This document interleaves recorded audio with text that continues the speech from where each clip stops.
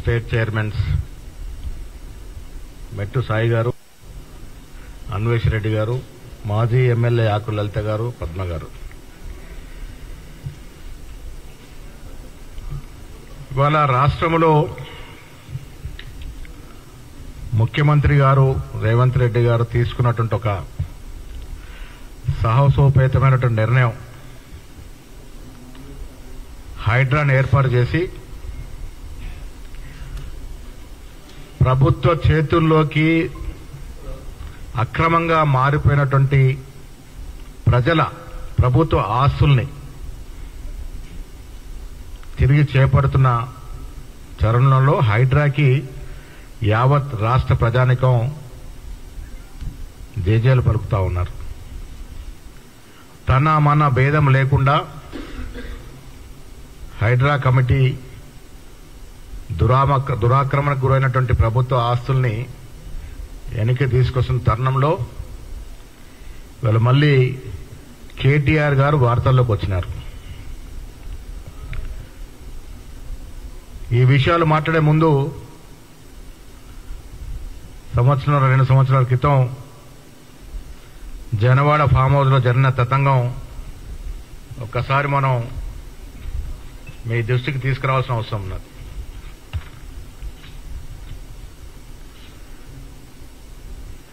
ఇవాళ పత్రికా సమావేశంలో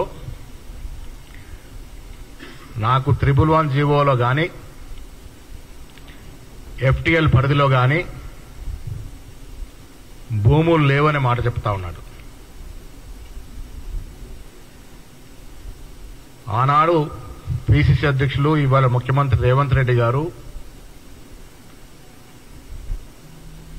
అసలు నీళ్లు ఉస్మాన్ సాగర్ గాని అక్కడ తదితర ప్రాంతాల్లో చెరువులకు నీళ్లు రావాల్సినటువంటి నాలా నాలాది క్యాచ్మెంట్ ఏరియాలో ఫిరంగి నాలాని మొత్తం మూసేసి దాన్ని పూర్తి చేసి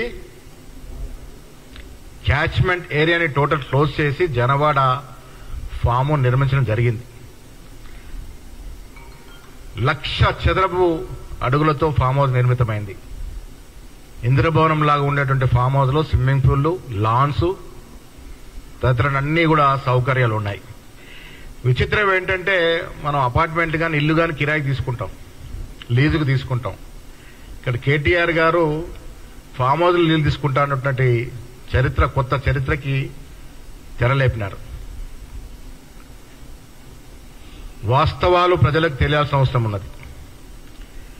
పేరుకు మాత్రమే ప్రదీప్, ఇది బెనామీ పేరు మీద ఆనాడు మున్సిపల్ శాఖ మంత్రిగా ఉన్నటువంటి కేటీఆర్ గారు ఒక బాధ్యత గల పదవిలో ఉన్న వ్యక్తి కట్టకూడని చోట ఫామ్ హౌస్ కట్టుకోవడం, నాలాలు పూడ్చకుండా ఉండాల్సినటువంటి బాధ్యత కలిగిన పదవిలో ఉండి క్యాచ్మెంట్ ఏరియాలో నాలాలు పూడ్చడం, వారి అవసరాల కోసం ప్రజా అవసరాలని తొంగలో తొక్కి ఆ నాలాలను మూడ్చి జనవాడ ఫామ్ హౌస్ కట్టుకున్నాడు. ఆనాడు ప్రతిపక్షంలో ఉన్న రేవంత్ రెడ్డి గారు ఈ ఫామ్ హౌస్ తతంగంతా కూడా బయటికి తీసుకొచ్చి ఇది కట్టకూడని చోట కట్టినారు, తద్వారా ప్రజలకి నష్టం కలుగుతుందని చెప్పడము, ఆ తర్వాత నేషనల్ గ్రీన్ ట్రిబ్యునల్ కి కంప్లైంట్ చేయడం, ఆనాడు ఇది ప్రజల ముందుకు తీసుకొస్తే రేవంత్ రెడ్డి గారిని అరెస్ట్ చేయడమే కాకుండా 14 రోజులు జైల్లో పెట్టిన సందర్భం. అసలు అరెస్ట్ చేయకుండా యాక్ట్లు పెట్టి పైనుంచి వచ్చిన ఒత్తిడి వల్ల ఆయన అరెస్ట్ చేసినట్టు తతంగం. ఆనాడు కూడా చేతులు దులుపుకొని నాకు అసలు ఆ ఫామ్ హౌస్ సంబంధమే లేదు, మా మిత్రుడు ఫామ్ హౌస్ చెప్పడం జరిగింది. కానీ ఆనాడు ఇన్వెస్టిగేట్ చేసిన పోలీస్ అధికారి ఇచ్చిన రిపోర్ట్లో మాత్రం స్పష్టంగా ఆయన ఏం చెప్తాడంటే దీంట్లో further it is submitted that based on the investigation it is revealed that the accused persons have committed offences that they have loitered near the properties, residence premises of private persons and dignitaries including residing premises of Kalvakuntla Taraka Rama Rao honourable IT minister అని చెప్పడం జరిగింది. ఇది police శాఖ ఇచ్చినట్టు రిపోర్ట్లో ఇది KTR farm house అనే తేల్చడం జరిగింది. ఇవాళ నాకు కానీ నా కుటుంబ సభ్యులు కానీ అక్కడ ఆస్తులు లేవని చెప్తా ఉన్నారు. ఇగో ఇన్ని సర్వే నంబర్లో కేటీఆర్ గారికి మీకు అందజేస్తాం. ఇన్ని సర్వే నెంబర్లో కేటీఆర్ గారికి ఎఫ్టీఎల్ జోన్లో ప్రాపర్టీస్ ఉండకూడని చోట్ల ప్రాపర్టీస్ ఉన్నాయి. సర్వే నంబర్ ఆధారంగా మీకు ఇప్పుడు అందజేస్తాం. ఉదాహరణకి పట్టాదారు పేరు కల్వకుంట్ల శైలిమ, సర్వే నంబరు 645/7, 2 ఎకరాలు 2.5 ఎకరాలు. మళ్ళీ 645/6లో 2.5 ఎకరాలు. శైలిమ పేరు మీద దాదాపుగా ఎన్ని ఎకరాలున్నాయో మీకు ఇవన్నీ కూడా అందజేస్తాం. ఇవన్నీ కూడా ఎఫ్టీఎల్ గ్రీన్ ట్రిబ్యునల్ జోన్లో ఉన్న భూములే. ఇవాళ పత్రికా సమావేశంలో చెప్తాను, నాకు కానీ నా కుటుంబ సభ్యులు లేవు, కాంగ్రెస్ వాళ్ళకు ఉన్నాయని. ఇప్పుడు ప్రదీప్ రావు గారు కోర్టును ఆశ్రయించారు, జనవాడ ఫామ్ హౌస్ ని కూల్చొద్దు అని. నేను తారక రామారావు గారిని అడుగుతున్నాను, ఎందుకు కూల్చకూడదు? చట్టానికి ఎవరు అతిథులు గారు, ఎవరు చుట్టాలు గారు? మీరు 10 ఏళ్లు ముఖ్యమంత్రిగా మీ నాయన, మంత్రిగా మీరు యథేచ్ఛగా ప్రభుత్వ భూముల్ని విధ్వంసంగా ధ్వంసం చేసి ఆక్రమించుకున్నటువంటి సందర్భాలు కోకోలోలు. అది ముఖ్యమంత్రి నుంచి మొదలున కింది స్థాయి కార్పొరేటర్ల వరకు. ఇవాళ మా నిజామాబాద్ పట్టణంలో కూడా దాడులు జరుగుతూ ఉన్నాయి. ఎవరు అంతా దోషులు చేస్తున్నారు? అంతా ఆ రోజు ఉన్నటువంటి టీఆర్ఎస్ కార్పొరేటర్లు యథేచ్ఛగా ప్రభుత్వ భూములను ఆక్రమించుకోవడం, పట్టాల్లో పేర్లు మార్చుకోవడం, ప్రైవేట్ పరం చేయడం. నేను అనిపిస్తే అప్పుడప్పుడు కేసీఆర్ గారు ముఖ్యమంత్రి అయిందే ఆయనకు ముందు నుంచి కూడా ఈ భూముల మీద దృష్టి కన్ను ఉండింది. కొన్ని లక్షల ఎకరాలు హైదరాబాద్ చుట్టు ప్రాంతంలో ఆనాడు నిజాం ప్రభుత్వ అవసరాలకు ఉంచిపోయినటువంటి కొన్ని లక్షల ఎకరాల భూమి మీద కన్నుబడింది. కాబట్టే ఉద్యమదార ముఖ్యమంత్రి ఆ భూములు కాజేసే కుట్రలో ఆయన ముఖ్యమంత్రి, ఆయన కొడుకులందరూ కూడా ఈ రకమైనటువంటి విధ్వంసానికి పాల్పడ్డారని మీకు లిఖితపూర్వకంగా ఇస్తా ఉన్నాం. కేటీఆర్ చరిత్ర అంతా కూడా దీంట్లో ఉంది, మొత్తం ఈ పేపర్లలో. ఎక్కడెక్కడ భూములు ఉన్నాయి, ఏ సర్వేంద్ర భూములు ఉన్నాయి, ఉండకూడని చోట ఎన్ని వందల ఎకరాలు ఉన్నాయి, కేటీఆర్ గారి, కేటీఆర్ కుటుంబ సభ్యులకి సర్వే నంబర్ ఆధారంగా మీకు మేము ముందు పెడతాం. ఇంకా ఇవాళ ప్రజల్ని మొబ్బెపెట్టే ప్రయత్నం చేస్తా ఉన్నారు. ఎందుకంటే వారి చిట్టా, వారి కుటుంబ సభ్యుల చిట్ట ఇన్ని పేజీలు ఉంది. ప్రజల్ని, తెలంగాణ ప్రజలు, వివేకవంత ప్రజలు, కేటీఆర్ గారు పాపం ఇంకా అమాయకులు తెలంగాణ ప్రజలు నేను చెప్పింది నమ్ముతారు అనుకుంటా ఉన్నారు. మీరు చెప్పింది నమ్మకనే మిమ్మల్ని ఇంటికి పంపించినారు. వీళ్ళు 1, 2 కాదు, కొన్ని వేల ఎకరాలు ప్రభుత్వ యొక్క భూమి ప్రైవేటు పరంగా అయింది. దాంట్లో కేటీఆర్, కేసీఆర్ కుటుంబ సభ్యులే కాకుండా ఆనాడు ఉన్నటువంటి మంత్రులు, శాసనసభ్యులు, శాసనమండలి సభ్యులు, ఆఖరి కార్పొరేటర్లు కూడా ఈ భూమి విధ్వంసానికి పాల్పడి ప్రభుత్వ భూముల్ని కాజేసిన సందర్భం. ఆనాడు ఈ ఫామ్ హౌస్ కూడా ఒక ప్రైవేటు వ్యక్తిని బెదిరించి, అదిరించి, భయభ్రాంతులు చేసి, అరెస్టులు చేయించి లాక్కున్న సందర్భం. దాని కూడా ఆధారాలు ఇస్తాం.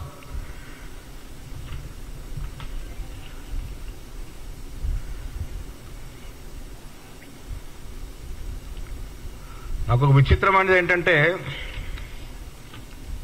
ఆయన ఒక మున్సిపల్ శాఖ మంత్రిగా ఉన్నారు.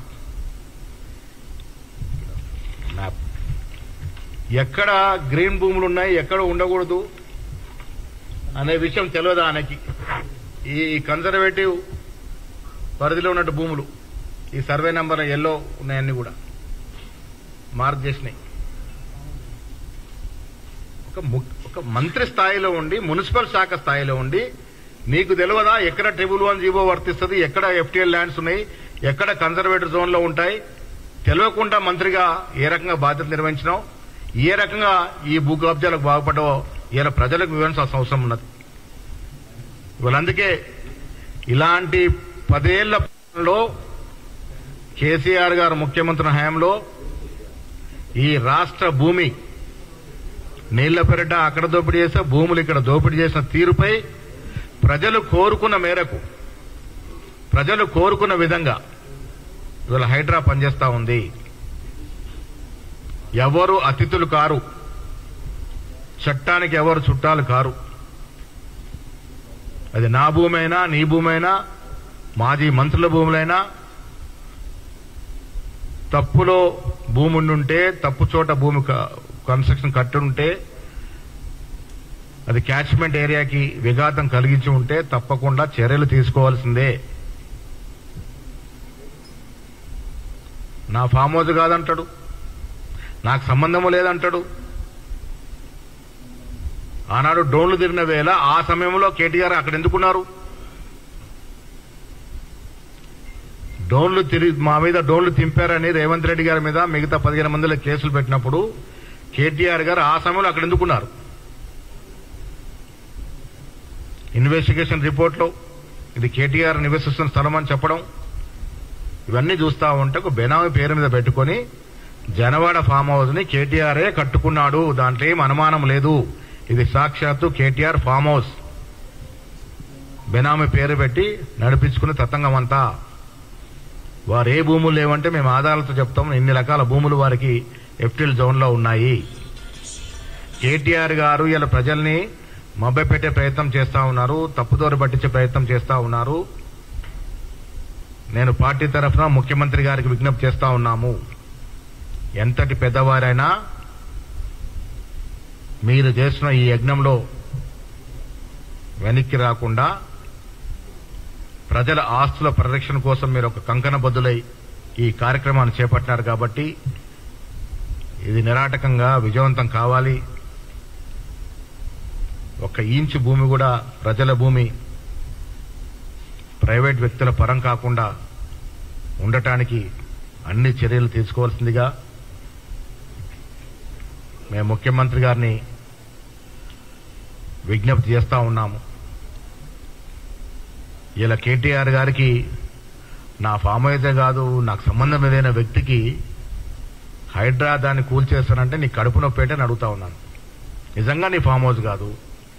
ప్రదీప్ రెడ్డి ఎవరో బయట వ్యక్తి, రెడ్డో రావో బయట వ్యక్తి, మీరు లీజ్ తీసుకున్నారు, మీ లీజ్ అయిపోతుంది, దాన్ని కూలుస్తానంటే నీకెందుకు బాధ? ఇది ప్రజలు అర్థం చేసుకోవాల్సిన అంశం. కేసీఆర్ కుటుంబ సభ్యులు ఏ రకంగా ఆనాడు ప్రభుత్వ ఆస్తులు చాలా సందర్భాల్లో మనసు పడితే, ఒక ఆస్తి మీద ఒక ప్రాపర్టీ మనసు పడితే బెదిరించి అదిరించి మీరు కాజేసినట్టు సందర్భాలు కూడా ఎన్నో ఉన్నాయి. ప్రజల ఆస్తులకి సంరక్షణ లేకుండా పోయింది, ప్రభుత్వ ఆస్తులకి సంరక్షణ లేకుండా పోయింది.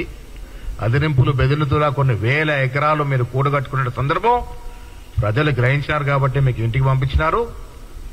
ఇంకా నిన్న మొన్నది చెప్తున్నాడు, మేము అధికారంలోకి వస్తాం, రాజీవ్ గాంధీ విగ్రహం తూలుస్తాం. అరే బాబు, ఇంకా మీరు అధికారంలోకి వచ్చేది ఎక్కడా? ప్రజలు మిమ్మల్ని శాశ్వతంగా పొందేశారు. నీట మునుగుతున్న మీరు బీజేపీని ఆధారంగా ఒక ధరిని పట్టుకున్నట్టు ఆధారంగా పట్టుకునే పరిస్థితి ఏర్పడుతుంది. వల్ల దేశానికి సర్వం త్యాగం చేసిన రాజీవ్ గాంధీ, భారత రత్న, మాజీ ప్రధానమంత్రి గురించి ఆ రకంగా మాట్లాడే నీచ సంస్కృతి కేటీఆర్ది. ప్రజలు ఇది గ్రహిస్తా ఉన్నారు. వీళ్ళ హైడ్రా చక్కటి పేరు వస్తుంది కాబట్టి దీన్ని డైవర్ట్ చేయడానికి విగ్రహాల విషయం తీసుకొచ్చినారు. తెలుగు తల్లికి మీకన్నా ఎక్కువ మేము ప్రాధాన్యత ఇచ్చేవాళ్ళము. తెలంగాణ తల్లికి 2 సంవత్సరాల క్రితమే పీస్ ప్రెసిడెంట్ గారు రేవంత్ రెడ్డికి తెలంగాణ తల్లి విగ్రహాన్ని గాంధీ భవన్లో ఆవిష్కరించిన సందర్భం. మీరిచ్చిన గౌరవం ప్రజలందరికీ తెలుసు. అమరుల స్తూపం కట్టుకొని ఒక్క అమరవీరుడు పేరు లేకుండా ఆ స్తూపాన్ని కట్టి 4 ఇంతలు వ్యయం పెంచి ప్రజల సొమ్ముని నీళ్లలాగా ధరావతం చేసిన మీరు అమరవీరుల గురించి, తెలంగాణ తల్లి గురించి మాట్లాడుతుంటే దయ్యాలు వేదాలు వచ్చినట్టుగా ఉన్నాయి. కేటీఆర్, హరీష్ రావు శకం ముగిసింది. ప్రజలు మిమ్మల్ని నమ్మడం కాదు కదా, మీ వైపు చూడటానికి కూడా ఇష్టంగా లేరు. ఒక్కొక్కటిగా మీ దోపిడీలు, మీ దౌర్జన్యాలన్నీ కూడా బయటకు వస్తాయి. ప్రజలు దీని మీద తిరగబడే రోజులు కూడా వస్తాయి. కేటీఆర్ అనునిత్యం అబద్దాలు చెప్పి బతికే ప్రయత్నం చేస్తా ఉన్నారు. జనవాడ ఫామ్ కేటీఆర్దే, పేరు మాత్రమే ప్రసిద్ధి. అందుకే ఇలా బాధ ఉంది దాన్ని కూలుస్తామంటే. కోర్టును ఆశ్రయిస్తా ఉన్నారు. అదే కాకుండా 100 ఎకరాలు ఎఫ్టీఎల్ జోన్లో ఉన్న కేటీఆర్కు ఉన్నాయి, ఆ కుటుంబ సభ్యులందరికీ ఉన్నాయి. హైడ్రా విషయంలో ముఖ్యమంత్రి గారు తీసుకున్న నిర్ణయాన్ని స్వాగతిస్తూ వారికి అభినందన తెలుపుతా ఉన్నాం. చక్కటి నిర్ణయం తీసుకున్న ప్రజల ఆస్తుల సంరక్షణ కోసం మీరు తీసుకుంటున్నటువంటి చర్యల్ని పీసీసీ సంపూర్ణంగా మద్దతునిస్తూ మీకు అభినందన తెలుపుతా ఉన్నాం. రేపు అదానీ గారు ఈ దేశ ఆర్థిక విషయాల్లో ఏ విధంగా, ఇది ఒక సపరేట్ సబ్జెక్ట్ అమ్మాయి, ఏ విధంగా ఆర్టిఫిషియల్ కృత్రిమంగా షేర్లు పెంచుకునే ప్రయత్నం చేశాడో, దాంట్లో సెబీ చైర్మన్ మాధవి వారి భర్త ప్రమేయం క్విడ్ ప్రోలోగా వీరికి ఇక్కడ వీరు సహకారం చేస్తే వారికి మారిషస్ లో షేర్స్ ట్రాన్స్ఫర్ చేసినటువంటి తతంగం హిండెన్బర్గ్ సంస్థ బయటకు తీసిన దర్మిల ప్రతిపక్ష నాయకులు రాహుల్ గాంధీతో పాటు అందరూ కూడా దీని మీద జాయింట్ పార్లమెంటరీ కమిటీ వేసి ఎంక్వైరీ చేయమని అడుగుతా ఉన్నారు. ప్రధానమంత్రి గారు ఎందుకు దీనిలో చర్య తీసుకోవట్లేదు, ఎందుకు జంకుతా ఉన్నారు? ఈ భాగోతం బయటపడుతుంది కాబట్టి వారు జేపీ చేయడానికి ముందుకు రావటం లేదు. ప్రజల పక్షాన నిలబడే రాహుల్ గాంధీ గారు ఇది ప్రజల ముంగిటికి తీసుకెళ్లాలని, ప్రజలకి ఈ విషయంలో వాస్తవాలు తెలియాలని రేపు దేశవ్యాప్తంగా ఈడీ ఆఫీసుల ముందు ధర్నాకి పిలుపునిచ్చినారు. రేపు ఉదయం 11 గంటలకి 10:30-11 గంటల సమయంలో అసెంబ్లీ ముందున్నటువంటి అమరవీరుల స్తూపం, పాత స్తూపం నుండి ర్యాలీగా బయలుదేరి ఈడీ ఆఫీస్ వరకు వచ్చి అక్కడ ధర్నా చేయడం జరుగుతుంది. ముఖ్యమంత్రితో సహా మంత్రులు, ఎమ్మెల్యేలు, ఎమ్మెల్సీలు, కాంగ్రెస్ పార్టీ శ్రేణులు అందరూ కూడా ఈ ధర్నాలో పాల్గొంటారు. ఇది దేశ సంపదకి, దేశ ఆర్థిక వ్యవస్థకి విఘాతం కలిగించే చర్య కాబట్టి ఇది దేశ ప్రజలు గ్రహించే విధంగా ఈ ధర్నాలు చేపడతా ఉన్నాం.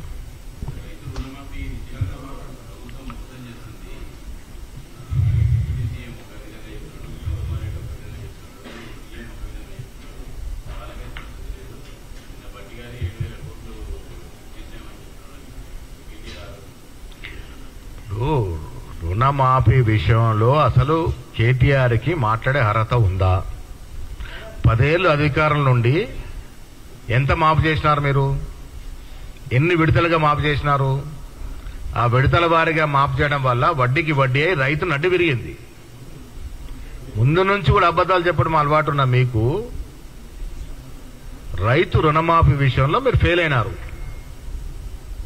ఇలా రేవంత్ రెడ్డి గారు ఇచ్చిన మాట ప్రకారం 15 ఆగస్టు లోపల 2 లక్షల రుణమాఫీ చేయడం జరిగింది. అక్కడక్కడ ఏదైనా టెక్నికల్ సమస్యలుండి కొంత ఆలస్యం అయితే ఆలస్యం కావచ్చు, కానీ ఆ టెక్నికల్ సమస్యను 5% 10% రైతులు పట్టుకొని యావత్ రాష్ట్రంలో రైతు రుణమాఫీ జరగలేదని ఇంత పచ్చిగా అబద్దాలు ఆడితే ఎట్లవుతుంది? ఇప్పుడు ఏ స్కీము ఇంప్లిమెంట్ చేయాలన్నా కొన్ని పరిస్థితులు, కొన్ని పరిమితులు, కొన్ని కండిషన్లు ఉంటాయి. దాని ఆధారంగా ఎక్కడన్నా కొద్ది లోసుకులు ఉంటే, టెక్నికల్ ప్రాబ్లం ఉంటే తర్వాత ప్రాబ్లం సమస్య పోతుంది. కాంగ్రెస్ పార్టీ ధ్యేయం వల్ల కూడా పరిపూర్ణంగా 2 లక్షల మేరకు 2 లక్షల లోపున్న రుణం మాఫీ చేసే దశగా డబ్బులు విడుదల చేయడం జరిగింది. ఆయన 10 ఏళ్లు చేసినటువంటి రుణమాఫీ ఎంతైతుందో దానికన్నా ఎక్కువనే, అంటే మేము వచ్చి 9 నెలలైంది. వాళ్ళు 10 ఏళ్ళలో ఎన్ని విడతలు రుణమాఫీ చేశారు, ఎంత అమౌంట్ ఇచ్చారు?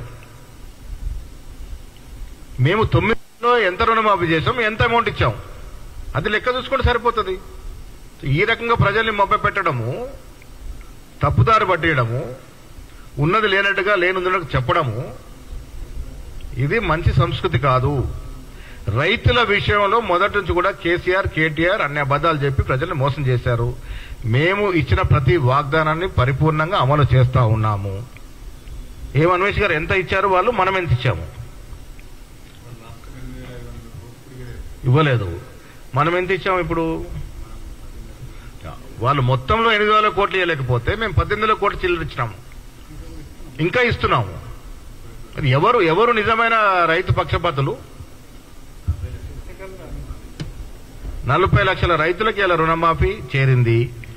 ప్రతి స్కీములో లొసుకులు ఉంటాయి, 1-2%, 3% ఏదైనా ఉంటే అవి కూడా సరి చేస్తాం. దాన్ని గొగ్గోలు పెట్టి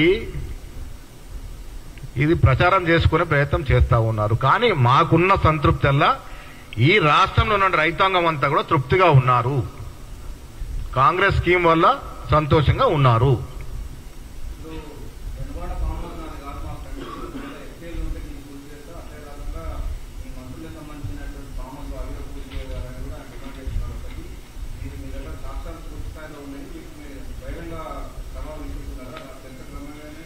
కేటీఆర్కి నిజంగా రోషం ఉంటే ఈ సాయంత్రంలో ఒక బుల్డోజర్ పెట్టి ఆ ఫామ్ హౌస్ కూల్చేయాల. ఎందుకంటే పరిపూర్ణంగా అది ఎఫ్టీఎల్లో ఉంది, అది ఆయన ఫామ్ హౌసే. ప్రదీప్ గారి పర్మిషన్ తీసుకోవాల్సిన అవసరం లేదు. ప్రదీప్ గారు బెనామీ మాత్రమే, ఊరికే ఫ్రెండ్ కాబట్టి ఆయన పేరు పెట్టుకున్నాడు. ఆస్తి మాత్రం ఈయనదే. నిజంగా ఆయనకి పౌరుషం ఉండి ఒక ఎమ్మెల్యేగా ఉన్న మంత్రిగా ఉండి ఈ సాయంత్రంలో కూలిస్తే మేము హర్షిస్తాం. Thank you.